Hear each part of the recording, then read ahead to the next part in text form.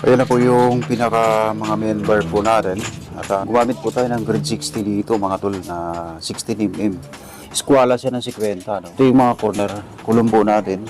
Bawat corner po niyan, meron pong mga postiyan kamukha nito. No? Kaya may sariling ano po to, stirrup ang bawat corner.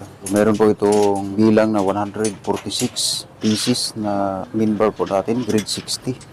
Mapapansin natin dito, may mga clamp pa po dito, inner clamp. Buo po yan na anilyo, magmula doon hanggang dito. Okay. At bukod dyan sa mahabang anilyo yan, sa horizontal, may mga anilyo pa po tayo dyan sa mga corner. Kamukha nun, sa part na yun. Saka yun. Okay.